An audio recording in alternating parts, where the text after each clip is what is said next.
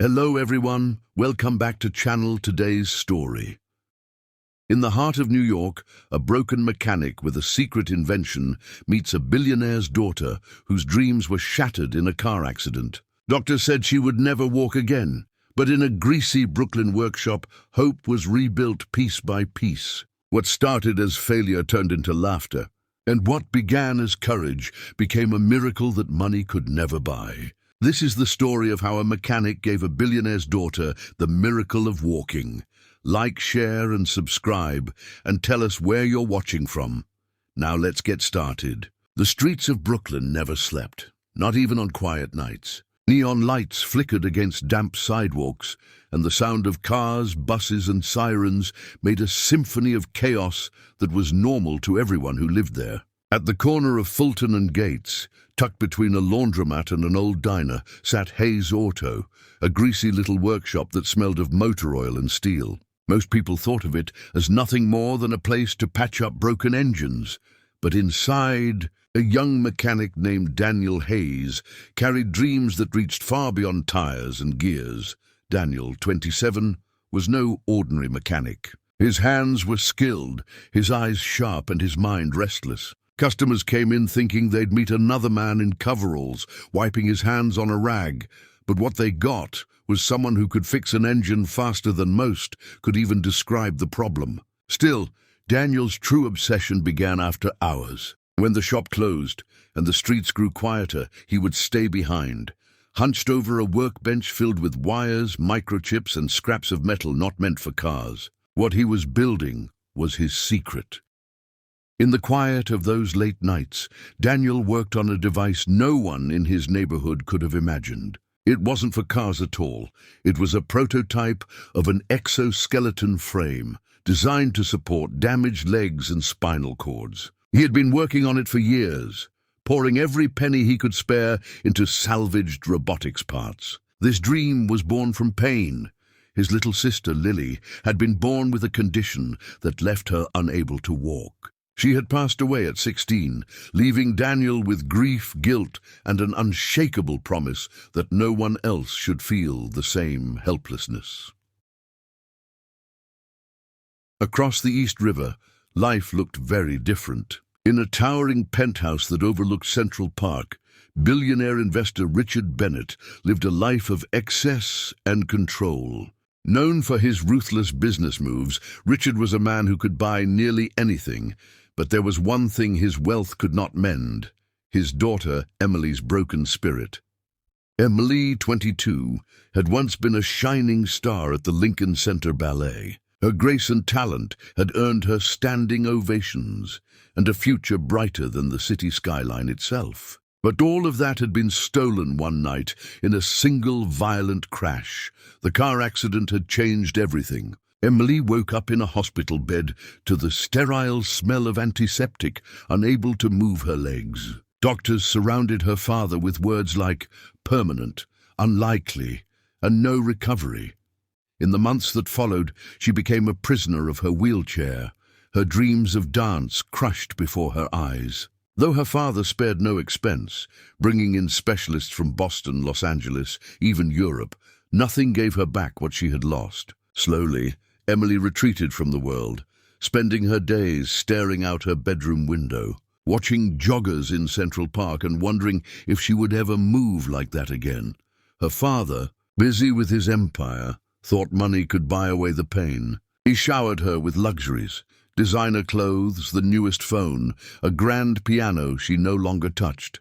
But Emily wasn't moved by wealth. She craved freedom, motion, life. Depression crept in like a shadow, and though she never said it out loud, there were nights when she wondered if her life had already ended in that accident, leaving her body behind like a shell. No therapist could reach her, and no doctor's words gave her hope. Her world, despite its golden frame, felt colder than the steel of her chair. Fate has a strange way of bringing together lives from opposite worlds. On a humid summer morning, Richard Bennett's black luxury car sputtered to a stop in Brooklyn. Furious and already late for a high-profile meeting, he ordered his driver to push it into the nearest repair shop, which happened to be Hayes Auto. Richard stormed inside, his expensive shoes tapping against the oil-stained floor, demanding someone fix the problem quickly. He didn't notice his daughter in the back seat, staring quietly through the tinted window. But Daniel noticed her, her pale face, her sad eyes, and the wheelchair she sat in. As Richard barked orders and waved his checkbook around, Daniel focused on the young woman watching him. He saw more than her wheelchair. He saw her silence, her distance, the way she seemed both present and gone at once. Something inside him stirred, a mix of memory and instinct. He didn't speak to Richard or the driver. Instead, when he had a chance, he walked closer to the open car door and met Emily's gaze. His voice was calm, steady, almost too soft for the chaos around them. "Machines can break," he said, "but they can be rebuilt. People too." Emily blinked, startled by the words. For months, people had only spoken to her with pity or avoidance, treating her like fragile glass. Yet here was a mechanic, a stranger in greasy coveralls, speaking as if he believed something no one else dared to believe. She didn't answer him, but for the first time since her accident, she felt a flicker of curiosity. That night, in her room high above the city, she replayed the moment over and over in her head. Who was he? And why did those words feel different from all the empty promises she had been given? Richard never thought twice about the mechanic. To him, Daniel was just another pair of hands to fix his car. But to Emily, the encounter was like a door cracking open in a locked room. She didn't know it yet, but that small Brooklyn shop would soon become the place where her world would change. She would return, not because of her father's car, but because of a single sentence that hinted at something she thought she'd lost forever: hope. And for Daniel, the billionaire's daughter was about to become the reason his secret project mattered more than ever. Emily found herself thinking about the mechanic more than she expected. Days passed, yet his words wouldn't leave her mind. She had met doctors in white coats, therapists with polished smiles, and surgeons who carried themselves like gods. None of them had spoken to her the way he did, like she was not broken, but unfinished. It unsettled her, this strange hope, and yet it pulled at her stronger than anything she had felt since the accident. Finally, under the excuse of another tune-up for her father's car, she asked to return to Hayes Auto. When she rolled into the shop the second time, Daniel was wiping grease off his hands. He looked up, surprised but not awkward. He greeted her as though he had been expecting her, his calm eyes steady and welcoming. Emily noticed that, unlike everyone else, he didn't glance down at her chair, didn't let his gaze linger on what she had lost. Instead, he pulled up a stool and sat across from her at eye level. That small gesture alone made her feel human again, not something to be pitied or dismissed. Their conversation that day was simple at first, about cars, about the city, even about the stubborn summer heat. But when Daniel mentioned his real work, his eyes lit up, and Emily leaned in with curiosity. She asked him what he meant, and he hesitated, almost embarrassed, before admitting he had been building something unusual. An exoskeleton, a frame designed to help people with spinal injuries walk again. He described it in careful detail, as if afraid she might laugh or call him crazy. But instead, Emily's heart raced. She didn't laugh. She wanted to see it. Daniel showed her the prototype hidden in the back room. It wasn't sleek or polished, like the futuristic machines her father's money had brought home from research labs. It was raw, made from salvaged metal and wires, with duct tape holding some parts together. But when Daniel demonstrated how it could support weight, how the gears shifted to mimic natural movement, Emily's eyes widened. It was clunky, imperfect, but alive with possibility. She reached out to touch it, her fingers brushing the cold steel. "Does it work?" she whispered. Daniel met her gaze and said, "Not yet, but it could."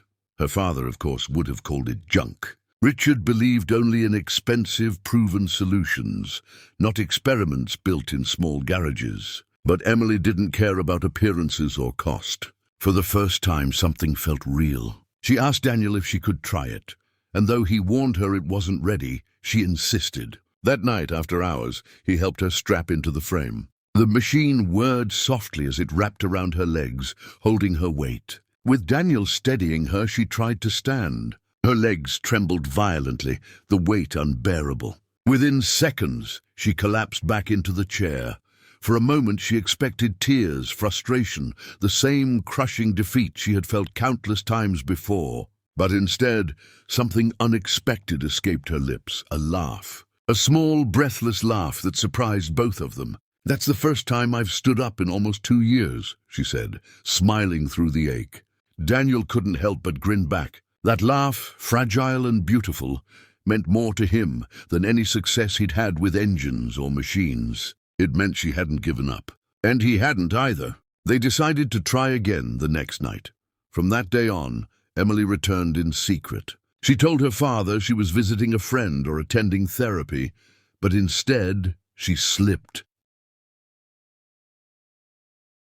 into the auto shop after closing. Daniel adjusted the frame each time, learning her body's limits, listening to her struggles, refining his design. Some nights ended in failure, with Emily slumped in exhaustion and Daniel frustrated by his limitations. But every small step, every slight improvement was a victory. Slowly the machine grew stronger, lighter, more responsive, shaped not just by steel and wires, but by trust and determination.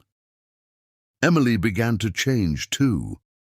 The sadness that had chained her started to loosen. She no longer stared out her window all day. Instead, she looked forward to the nights in the shop, to the grease-stained air and Daniel's quiet encouragement. Her hands, once delicate from years of ballet, grew stronger from gripping the bars of the frame. She even started laughing more, telling Daniel stories from her dance days and listening to his tales about growing up in Brooklyn. What had begun as therapy turned into something more, a bond neither of them had expected.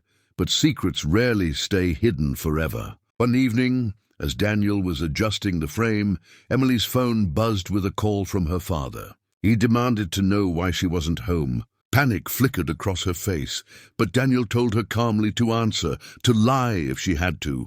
Emily hated lying, but she also knew her father would never approve. He would never understand that what she found in this small, greasy shop was more valuable than all his wealth. She whispered that she was safe and would be home soon, then ended the call with shaking hands. Her worst fear came true only a week later. Richard Bennett, suspicious of his daughter's absences, hired someone to follow her. That night, as she practiced walking in the exoskeleton, the workshop door flew open. Richard stormed inside, his presence filling the room with authority and anger. His eyes widened at the sight of his daughter, strapped into a clunky machine, struggling to take a step, sweat pouring down her face. "Enough of this nonsense," he roared. "You're risking your life with this mechanic." Emily, trembling but determined, stood taller than she had in years. "Dad," she said firmly, "he's not risking my life. He's giving it back." The shop was silent except for the low hum of the exoskeleton. Emily stood trembling, gripping the sidebars, while her father's furious eyes burned into her. Richard had always been a man who measured worth in dollars, investments and results, but in that moment, he saw his daughter doing something no amount of money had ever accomplished. Yet anger clouded him. "You could hurt yourself," he snapped. "This contraption isn't medicine. It's a toy built by someone who fixes mufflers." Emily shook her head, her voice breaking but strong. "It's not a toy, Dad, it's hope." Daniel wanted to defend himself, to explain the mechanics, the science, the years of effort. But he knew this wasn't about proving himself to Richard. It was about Emily, so he stepped back, letting her speak. Sweat rolled down her forehead as she gripped the frame tighter. She placed one foot forward, the gears whining. Then with a shaky exhale, she placed the other. For the first time without Daniel holding her, she took 3 unsteady steps across the workshop floor. When she stopped, she looked directly at her father, her eyes shining. "I did this," she whispered. Richard's throat tightened, his anger collapsing into something else, fear, pride, grief. He rushed forward instinctively, ready to catch her if she fell. But Emily raised a trembling hand to stop him. "Don't," she said softly. "Let me stand on my own." It was the first time in 2 years she had felt strong enough to say those words. Richard froze, his eyes wet, And for once, the man who had built empires had no words to give. Daniel stood quietly behind her, watching, knowing that moment didn't belong to him. It belonged to her. The silence was heavy until Richard finally spoke, his voice unsteady. "How long have you been doing this?" Emily told him the truth. Weeks of late-night visits, secret lessons, and countless failures. She expected rage, disappointment, maybe even betrayal. Instead, Richard turned to Daniel, his tone softer but guarded. "You built this. Alone?" Daniel nodded. He explained his sister, his promise, his years of work. He wasn't a doctor, wasn't a scientist from some prestigious lab. Just a mechanic who refused to let loss define him. Richard stared at him for a long moment, then at his daughter, and for once he listened. The following week, Richard returned not as a furious father, but as a man willing to see what he had ignored. He sat in the corner of the shop as Emily strapped into the frame. This time, Daniel didn't guide her every step. He stood close, ready to help, but Emily moved forward with a determination that burned brighter each day. Step by step, she walked across the room. She stumbled, nearly fell, but caught herself and kept going. Richard's hands trembled as he gripped his chair, tears slipping down his face as his daughter walked toward him. When she finally reached him, she collapsed into his arms, but this time not from weakness, from triumph. "You see," she said through tears, her voice steady, "I can do it. I can live again." Richard held her tight, realizing that the mechanic he had dismissed so easily had given his daughter something priceless. He turned to Daniel, his tone heavy with gratitude. "You've done what the best doctors in the country couldn't. Name your price." But Daniel shook his head. "This isn't about money." It never was. "It's about giving people back what they lost." Richard had spent a lifetime believing every problem had a financial solution. But Daniel's refusal forced him to think differently. Instead of buying him off, he offered something else: partnership. He promised to fund Daniel's research, to build proper labs, to refine the exoskeleton into something that could change lives across the country. At first, Daniel hesitated. He didn't trust billionaires. But when Emily placed her hand on his arm and said, "Think of how many others we could help," he agreed. For the first time, his private project became bigger than himself. It became a mission. Months passed, and the transformation was nothing short of miraculous. With Richard's resources and Daniel's genius, the exoskeleton evolved from a clunky prototype into a sleek, functional device. Emily was its living proof. She walked onto stages, spoke at conferences, and appeared on television, not as the billionaire's tragic daughter, but as a symbol of resilience. People from across America wrote letters, begging for a chance to use the device. Veterans, accident survivors, children born unable to walk, all of them saw hope where there had once been none. And behind it all stood a mechanic who had dreamed beyond engines. Emily's life blossomed again. She no longer felt chained to her wheelchair.